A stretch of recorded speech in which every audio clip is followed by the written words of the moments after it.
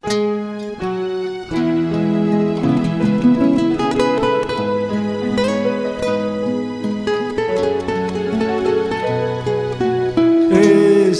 templo de amor e de paz, que ao despertar de um novo homem nos induz, te conclama, irmão, de última hora a ingressar. Primeiro eu queria agradecer a oportunidade de estar aqui mais uma vez no trabalho com Cristo. É diferente olhar para essa casa e vê-la vazia, né? Assim, vazia de pessoas encarnadas, porque eu acho que os desencarnados que eu não consigo ver, né, deve estar lotando esse salão aqui, acredito muito nisso, né? E hoje a gente preparou esse estudo para a gente falar um pouquinho sobre ser cristão e essa passagem que está no capítulo 18 de O Evangelho segundo o Espiritismo, item 16. É uma mensagem do Espírito Simeão, né? Pelas suas obras é que se reconhece o cristão. E aí eu começo esse estudo com uma tirinha, né, dos Pitirinhas, isso, que é logo a casa espírita e o trabalhador espírita ali trabalhando, né, recebendo um convidado, e esse convidado pergunta: bom dia, é você quem cuida da limpeza? Sim, também. E esse também tem um significado muito legal, né? É você que cuida da limpeza? Sim, também. Posso falar com o médium da casa? Ele foi ali pegar a vassoura. Certo. E o presidente? Está vindo ali com a pá, né? A gente começa a pensar sobre um pouquinho essa questão das obras, né? Porque quando a gente lê essa palavra obra, ela tem vários significados. Um significado de obra é um significado também de construção, né? A gente fala de obra de construir alguma coisa, construir uma casa, né? Construir uma vida, construir assim, um estudo, um livro. Você está fazendo uma obra, né? Então, para a gente começar um pouquinho, entender o que é essa palavra obra. Não, vamos voltar então. Vamos primeiro, passa 2 slides para mim, Valde, por favor. Isso, obra. Aí eu fui lá no dicionário para ver o significado. Está lá: coisa feita ou produzida por um agente, resultado de uma ação ou trabalho, ação, feito. Então, obra, ela tem, no significado que a gente está trazendo hoje aqui, a proposta de ação, de agir, de fazer, de colocar algo em prática, né?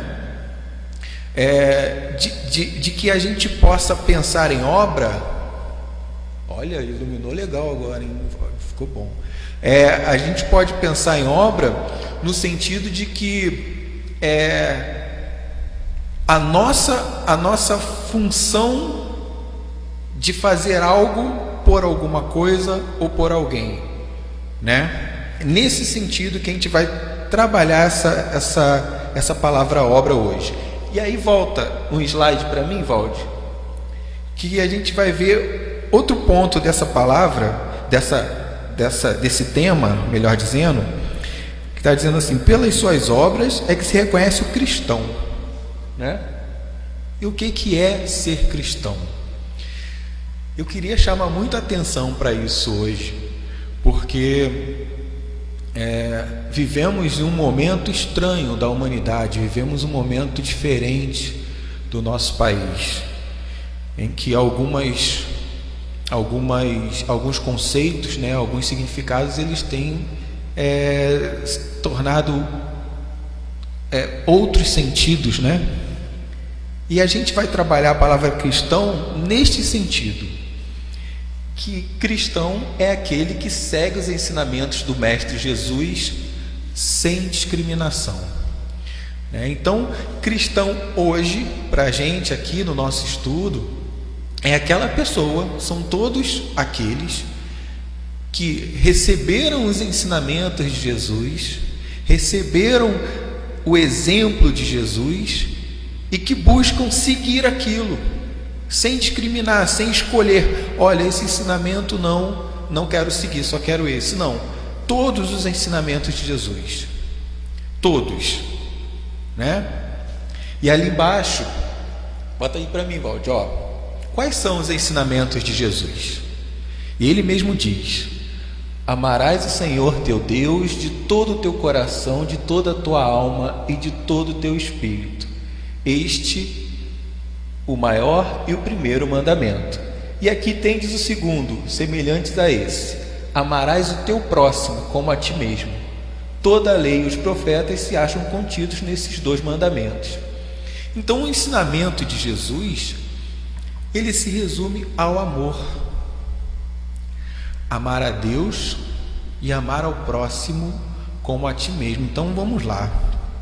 Ele fala amar a Deus primeiramente, depois ele fala amar ao próximo como a ti mesmo. Então são 3 caminhos do amor que ele coloca, né? Amor. Voltando para o tema diz o seguinte: pelas suas obras é que se reconhece o cristão. Ser cristão é aquele que cumpre, né? Ou que busca seguir os ensinamentos do Mestre Jesus. E os ensinamentos do Mestre Jesus, ele fala de amor. Então, pelas suas obras é que se reconhece o cristão. A gente pode começar a pensar, começar a deduzir que a obra que a gente precisa fazer, ela precisa seguir esses 3 caminhos que Jesus nos ensinou: o amar a Deus, o amar ao próximo como a ti mesmo. Falando assim, às vezes parece que é fácil, né? Vamos amar a Deus, vamos amar ao próximo e vamos amar a nós mesmos. Bom, não é muito por aí não. Valdir, segue os slides, por favor. Isso, segue o próximo. Como então agir com amor? E aí eu coloquei bem grande ali, caridade, né? O amor em movimento. Caridade é o amor em movimento, é o amor em ação. E quando a gente fala em caridade, a gente não está falando de uma caridade em que a gente... como é que eu posso dizer isso? A gente não está falando daquela caridade apenas da doação do alimento, né? Apenas da caridade como o senso comum entende, né?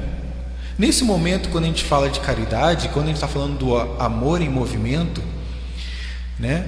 Para que esse amor possa estar em movimento, precisa ter algo que dê esse efeito, que faça essa ação de movimento, que o impulsione, que o leve à ação, que o leve ao movimento, né? E aí a gente lembra a lei da inércia, né? Todo corpo que se mantém em movimento continuará em movimento até que haja tal. Eu não lembro direito, essa parte da aula de física lá do meu ensino médio já passou, né? Mas tem a lei da inércia, que se o corpo se mantém parado, ele vai ficar parado até que haja uma força externa.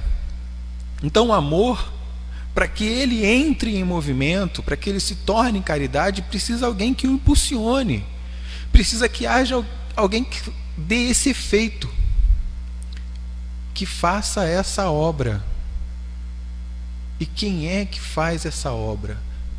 Hoje o nosso convite é que a gente se reconheça como cristão, para que a gente dê esse movimento ao amor, para que a gente possa levá-lo à ação, a agir, a se espalhar, né? Mas a caridade também não é tão simples de se fazer. A caridade, como reconhecia Jesus, eu acho que eu coloquei em algum slide aí, né?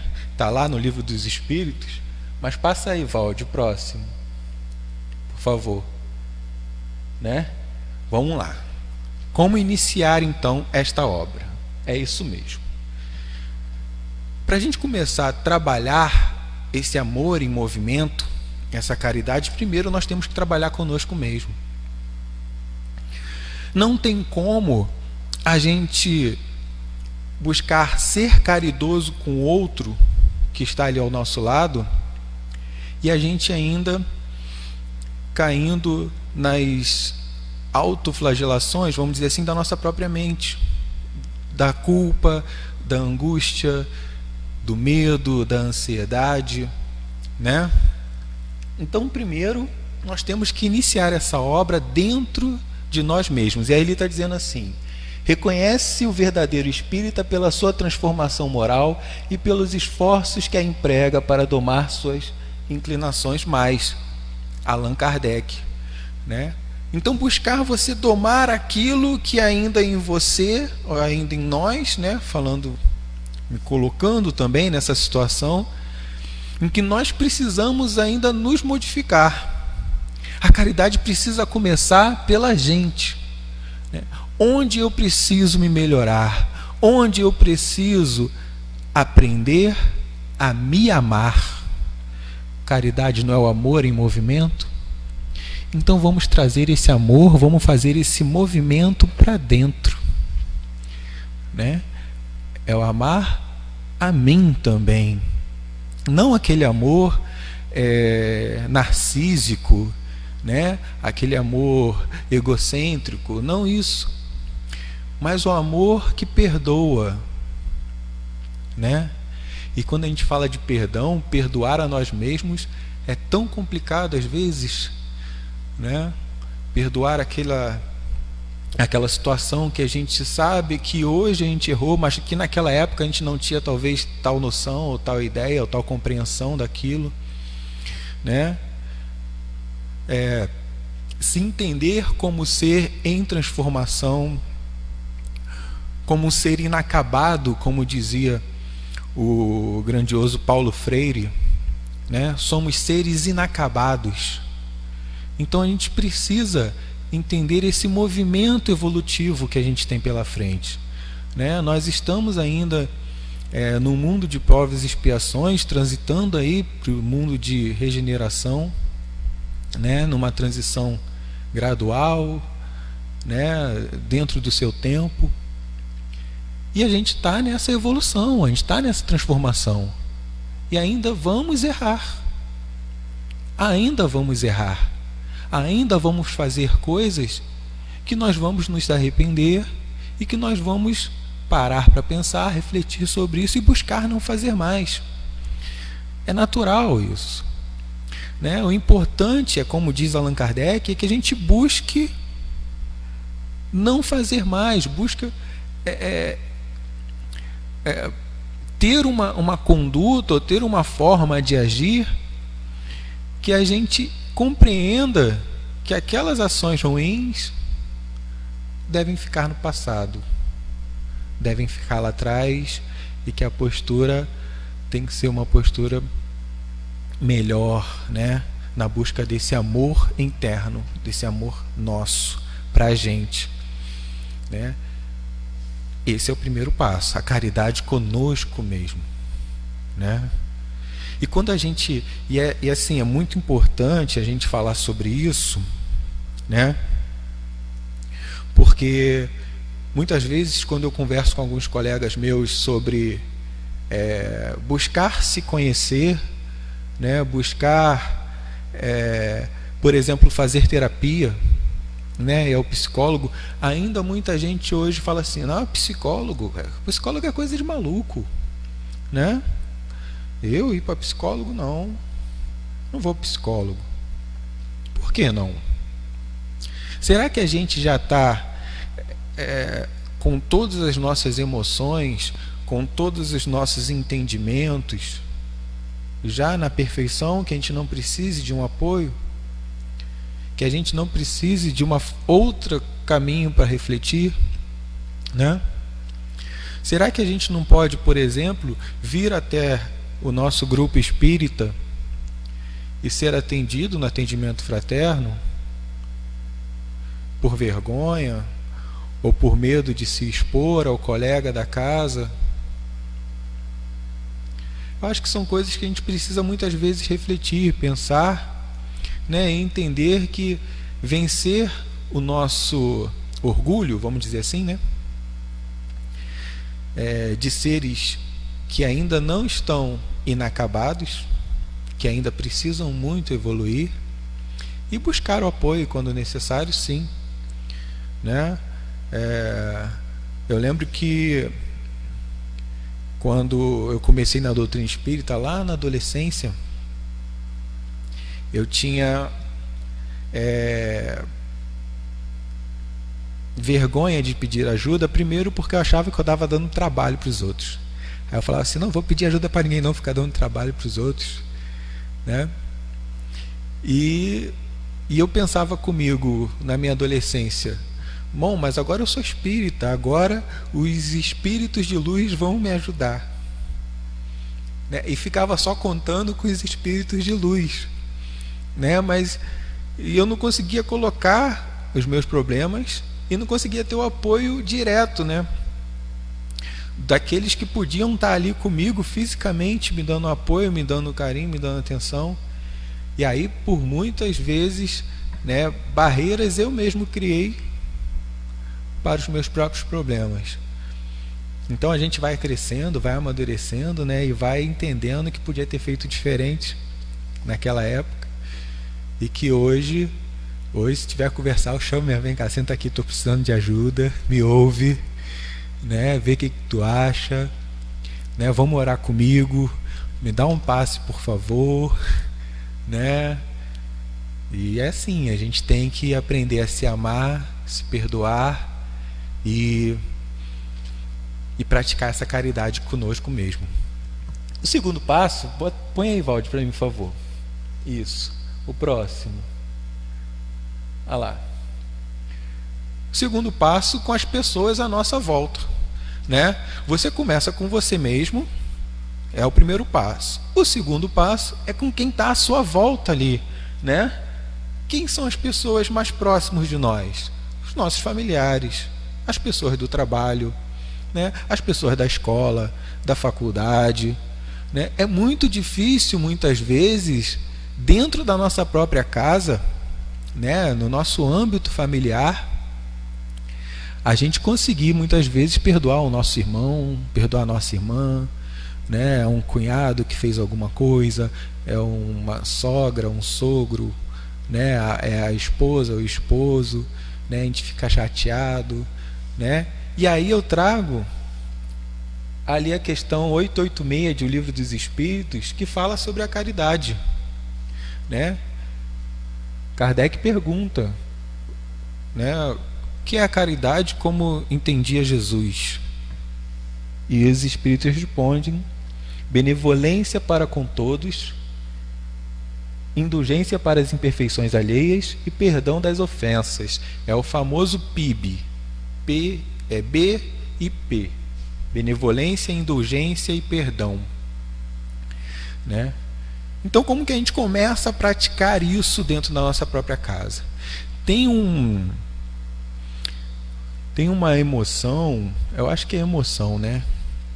Uma qualidade humana chamada empatia, que é a gente tentar se colocar no lugar do outro, que é a gente tentar pensar, sentir como o outro pensa, e a partir dali, a partir desta situação, a gente tentar resolver a situação, tentar buscar uma solução. a empatia faz parte da benevolência. O cristão, quando ele coloca o amor em prática, ele é empático. Ele busca sentir o que o outro sente para tentar entender como o outro está entendendo a situação. Isso é ser benevolente. Isso é ser doce para com as imperfeições do outro. Indulgência, né? Indulgência é ser doce, ser afável com as imperfeições do outro, sem aquele julgamento, sem aquele dedo apontando, né, para as imperfeições do outro. Oh, mas você fez isso, mas você fez aquilo. E a gente tem, né, essa mania, mas você, né? Indulgência passa por isso, passa para a gente tentar buscar entender e refletir sobre: meu irmão, me diz, o que houve, o que aconteceu, o porquê disso, sem o pré-julgamento. Né? O que acontece muitas vezes conosco é que a gente vê uma situação, ou participa de uma situação, e a gente já antecipa o porquê que aquilo aconteceu, sem ao menos a gente buscar saber de fato os motivos, as razões que levaram o outro a fazer tais circunstâncias ou agir de tal maneira, né? E mesmo que o outro tenha feito algo, né, que a gente não concorde, o perdão é o último. Olha, eu não concordo, mas tudo bem, vamos lá, vamos fazer de novo, vamos tentar de outro jeito, vamos buscar resolver isso. Então, assim, primeiro passo é benevolência, aí entra já a empatia aí. O segundo passo é a indulgência, que é a empatia de uma forma mais forte, né, mais firme, porque quando a gente entende que o outro ainda não tem as condições de entendimento, né, que pensa de tal maneira, e a gente precisa respeitar as formas diferentes de se pensar, né? Todo mundo que vai pensar igual, nem mesmo da mesma família, né? Ali tem formas de pensar diferentes e a gente precisa respeitar isso, né? E aprender a conviver com essas diferenças. Nós somos diferentes, né?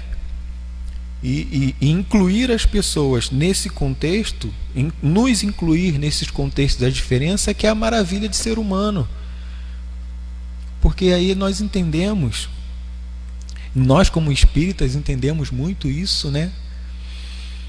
A fase ou o nível, né, que a gente pode perceber da nossa evolução, né? Às vezes eu fico me questionando sobre isso, né?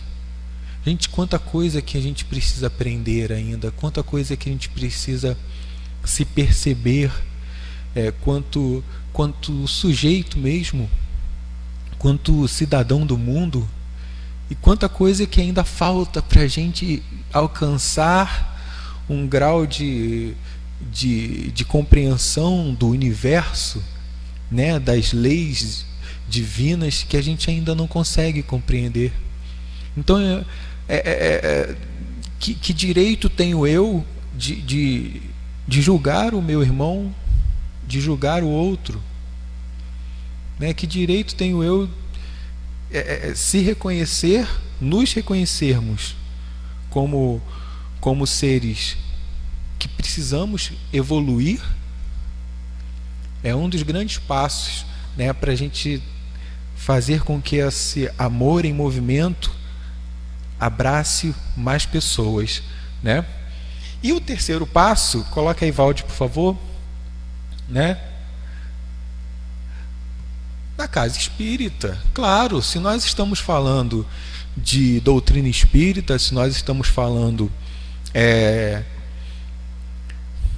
de um movimento que espalha amor, né? A doutrina espírita, ela tem essa coisa que é muito linda, né?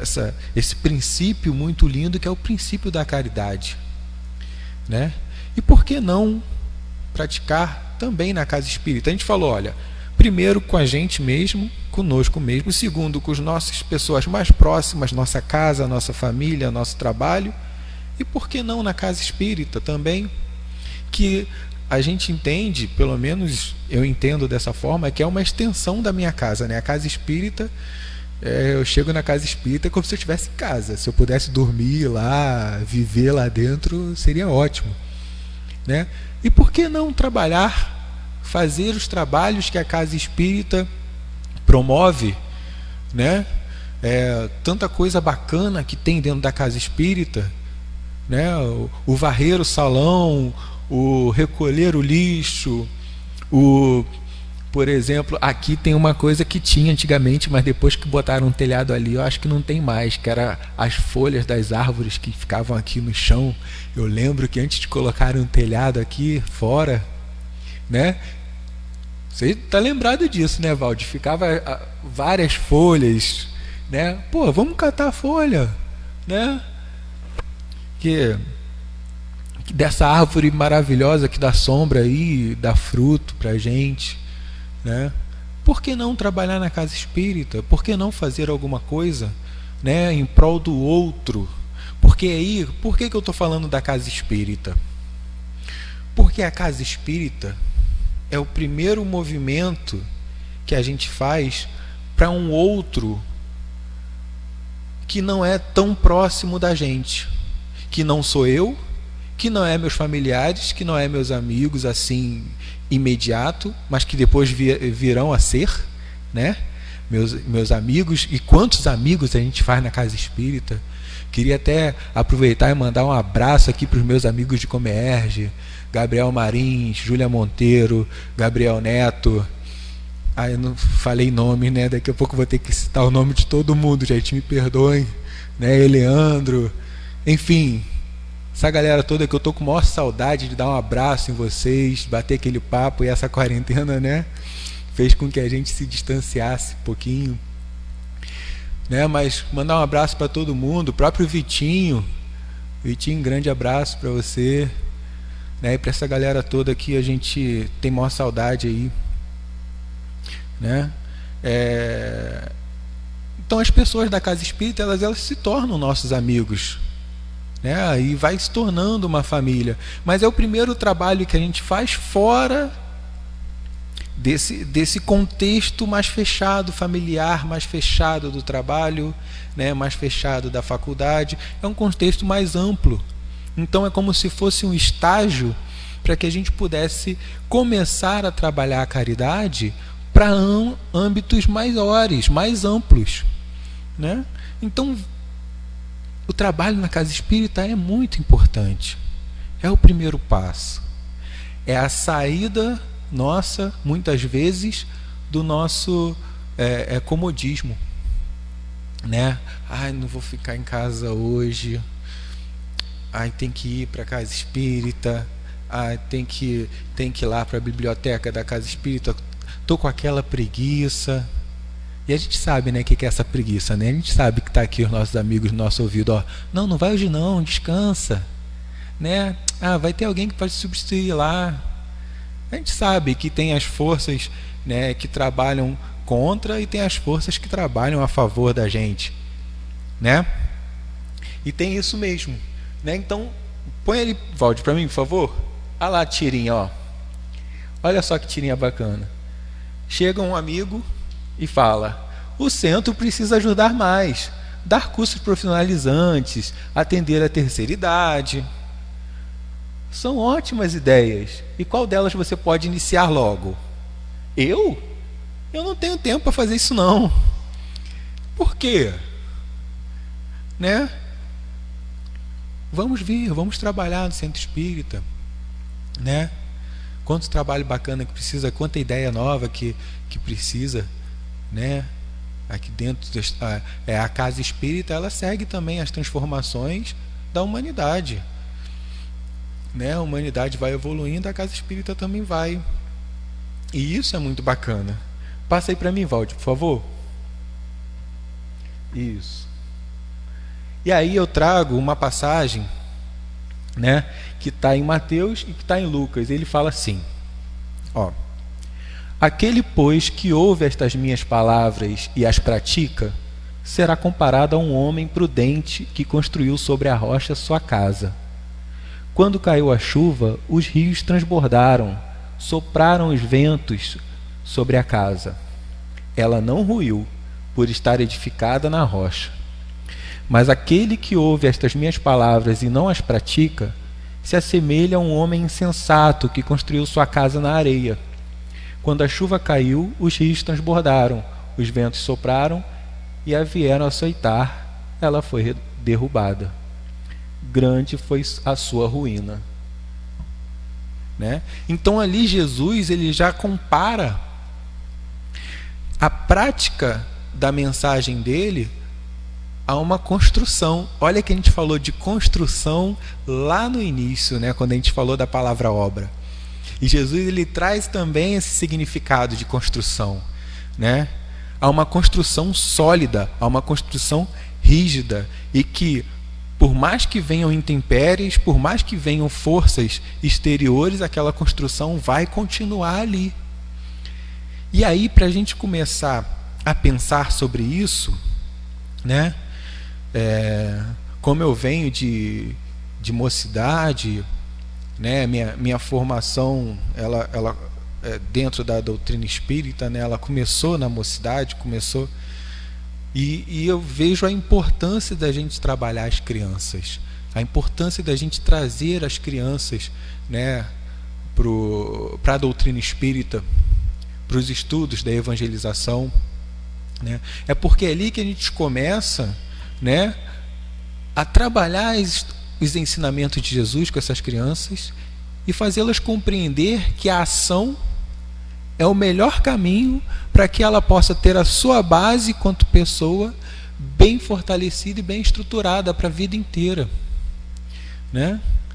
Educando os pequenos nesse caminho dos ensinamentos de Jesus, que eles vão crescer pessoas que a gente não vai ter preocupação, né, quanto à sua postura, quanto à sua conduta, quanto aos seus caminhos, quanto às suas escolhas, né? E isso é muito importante. A doutrina espírita é uma doutrina de liberdade, não é uma doutrina de prisão. E ela nos diz assim: olha, faça suas escolhas, você tem o livre-arbítrio, então seja responsável por isso. Só que para eu fazer a escolha correta, eu preciso saber diferenciar o que é certo e o que é errado, né?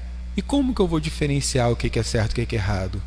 A partir do momento que eu tenho alguma base, algum ensinamento, que eu tenho os ensinamentos de Jesus comigo. Então é importantíssimo a evangelização infantil, é importantíssimo a mocidade, né? Eu sei que a gente está vivendo um momento de quarentena, de isolamento social, e algumas casas espíritas têm feito algum movimento via internet, redes sociais.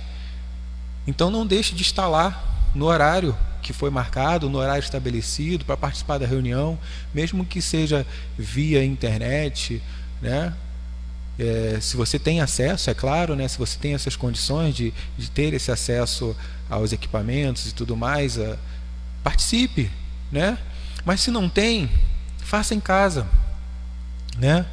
Estude ali com seus filhos, né? Com as crianças. Não perca essa rotina, né? Que é importante para elas também e para vocês, né? Para a gente no modo geral, né? E aí a gente lembra, quando a gente fala isso, do Evangelho no Lar, né? O quanto é importante neste momento, né, de isolamento, a gente estar fazendo em nossas casas o Evangelho no Lar, né? Com a nossa família. Agora não tem jeito, vai estar todo mundo reunido mesmo, não tem aquela desculpa de não vou estar, vou sair. Não, agora vai estar todo mundo, né? E dá para fazer Evangelho no Lar com muita qualidade aí, muito carinho, né? Com a ajuda dos nossos amigos espirituais também. Passa aí pra gente, Valdir, por favor. Olha, essa passagem aí já está em Lucas e fala o seguinte, ó: muito se pedirá àquele a quem muito se houver dado, e maiores contas serão tomadas àquele a quem mais coisas se haja confiado. Sim, né? é muito importante a gente entender o quanto mais a gente sabe, quanto mais a gente busca, mais responsáveis nós somos, né? O conhecimento, ele é algo que ninguém tira da gente, mas já dizia o tio do Peter Parker, o do Homem-Aranha, com grandes poderes se vem grandes responsabilidades, né? E o nosso querido filósofo já dizia que o conhecimento é um poder muito grande, né? Conhecer é poder. Então, quando a gente tem conhecimento, quando a gente já busca o conhecimento, a gente tem muita responsabilidade, sim, né? Mas isso não nos tira a nossa capacidade de nos perdoar por isso, né? Nós não precisamos ficar angustiados, ficarem temerosos e olha, eu conheço, agora eu já li que na pergunta 1 do Livro dos Espíritos, Deus é a inteligência suprema, é a causa primária de todas as coisas. Agora eu tenho conhecimento. Não, calma. O conhecimento, para que ele possa se tornar conhecimento e sair da informação, ele precisa primeiro modificar a sua vida. Ele precisa fazer sentido para você. Então é diferente quando eu vejo uma informação, eu leio uma informação e para mim aquilo não faz sentido, não modificou meu comportamento. Aquela informação para mim é como uma semente que não germinou, né? Fazendo uma analogia à parábola, né, do semeador.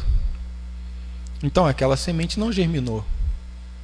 Mas se aquela semente germinou em você, aí sim você tem responsabilidade, né? Aí sim você tem que mostrar para o outro e para si mesmo esse amor em movimento, né? Vamos lá, Valde, passa mais uma aí, por favor. Olha lá, isso já está no livro O Evangelho de Chico Xavier, que ele fala o seguinte, isso é uma fala de Chico Xavier, né? A gente deve lutar contra o comodismo e a ociosidade. Caso contrário, vamos retornar ao mundo espiritual com enorme sensação de vazio. Dizem que eu tenho feito muito, mas para mim não fiz 1/10 do que deveria ter feito. A questão mais aflitiva para o espírito no além é a consciência do tempo perdido.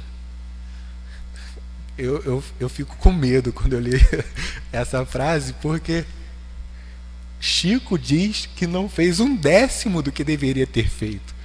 Gente, né? Olha a grandiosa obra de Chico e ele disse que não fez 1/10. Eu fico pensando por mim, gente, então eu não fiz nada, né? Porque nossa dedicação com tantos livros, né, tantas noites mal dormidas, atendendo pessoas na madrugada, né, e ainda tendo que trabalhar, e aí veio o problema no olho, né, e a cegueira, e continuando trabalhando, e os problemas familiares, né, e ele não fez 1/10. Eu tô rindo de nervoso, né? Porque toda vez que eu leio essa frase eu fico nervoso, porque se ele não fez 1/10, eu não estou fazendo nada, então, né? Mas é isso, a gente tem que trabalhar contra esse comodismo, né? Contra essa ociosidade, né? E o importante dessa fala de Chico para a gente são esses 2 pontos, eu acho. O primeiro, que é trabalhar contra esse comodismo, a ociosidade, né?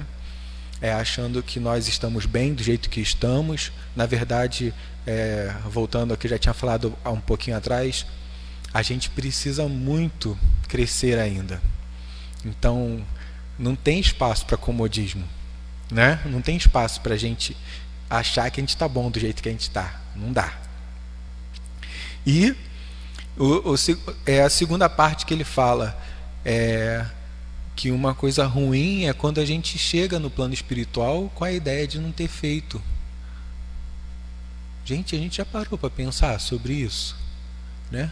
Retornar à nossa pátria espiritual, à verdadeira vida, com a ideia de que o trabalho não foi feito, de que não cumpriu.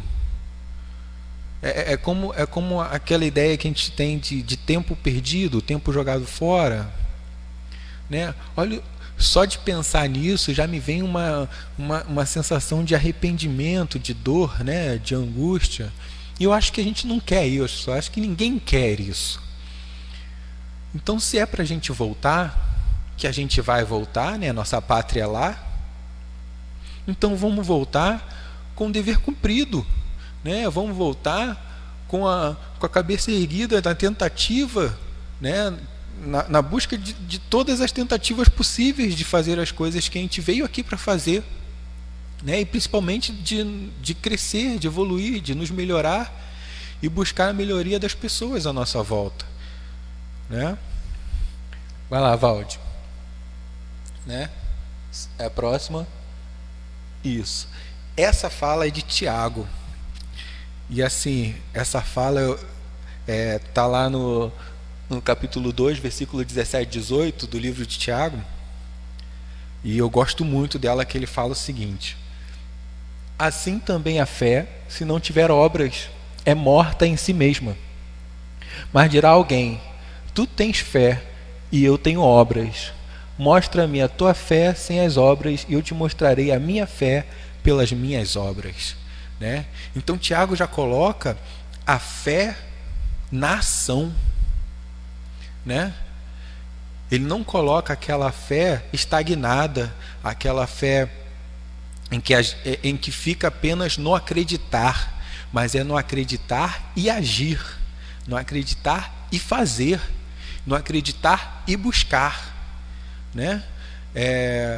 E isso, logo me vem uma historinha. Eu tenho tempo? Eu estou sem relógio aqui, deixa eu ver. Tenho. Tá. 10 minutos? Tá ok. Eu acho que já vai dar para fechar. Então, assim, tem uma historinha que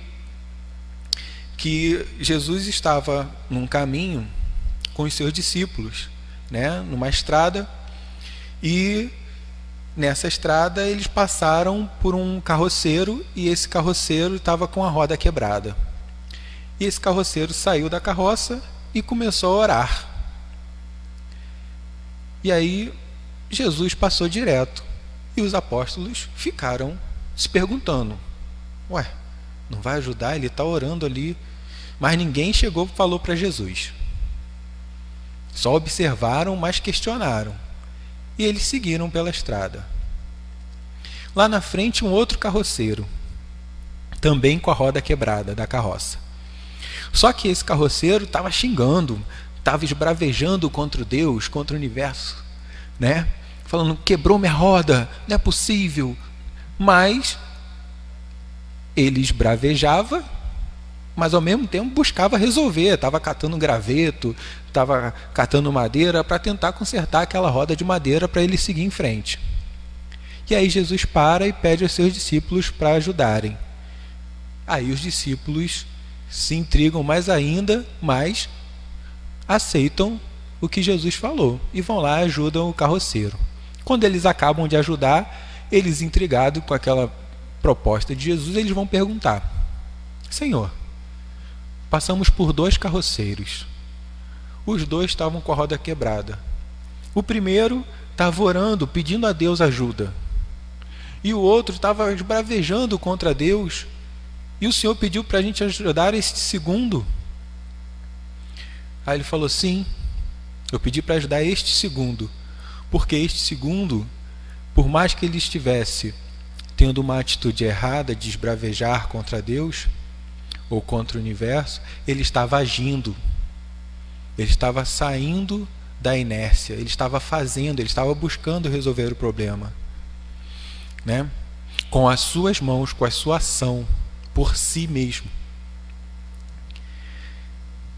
Quantos de nós, às vezes, né, a gente, assim como Tiago, a gente precisa colocar a nossa fé nas nossas obras, no nosso fazer, no nosso agir, né? E por isso que essa passagem de Tiago, para mim, ela tem muito significado, porque ver a fé em movimento, em ação, é ver o amor em ação, é ver a caridade, né? E isso é muito bacana, é o fazer, é o que transforma. Segue então, Valdir, por favor. Próximo.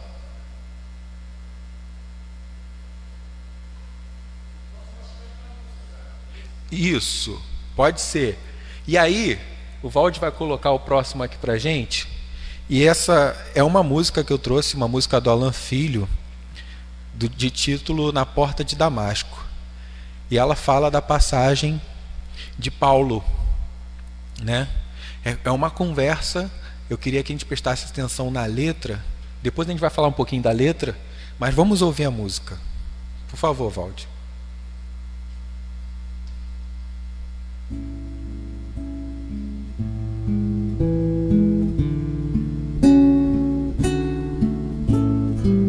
Nem todos aqueles que dizem Senhor, Senhor entrarão no reino dos céus.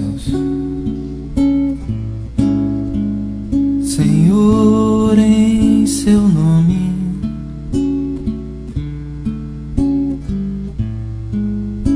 Senhor em seu nome, eu falava às pessoas, jogava as sementes, plantava e colhia paz, mas sentia falta de algo mais. Eu fazia quase tudo e hoje tudo é quase nada frente à obra e seu Criador. Sinto não sabemos dar valor. Faltava-me mudar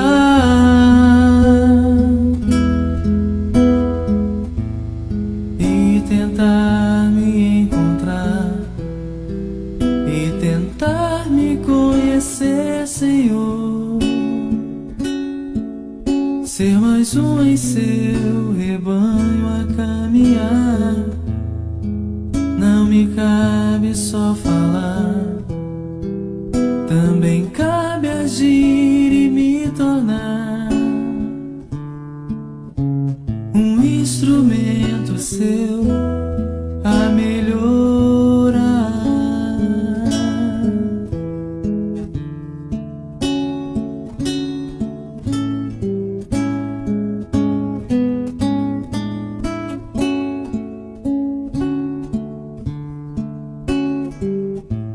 Senhor em seu nome,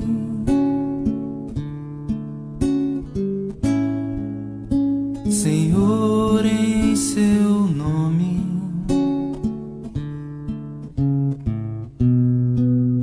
eu fazia muitos planos, mas os anos seguem em frente e nos fazem ver quem somos.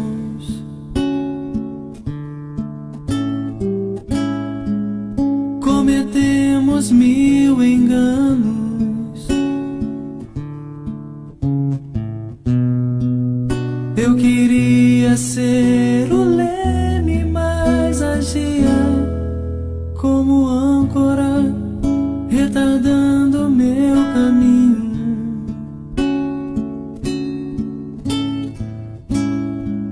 Sou meu próprio espinho. Faltava-me mudar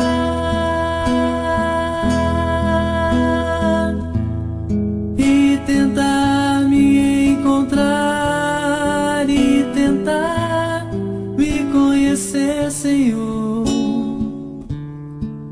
Ser mais um em seu rebanho a caminhar. Não me cabe só falar, também cabe agir e me tornar instrumento seu a melhorar.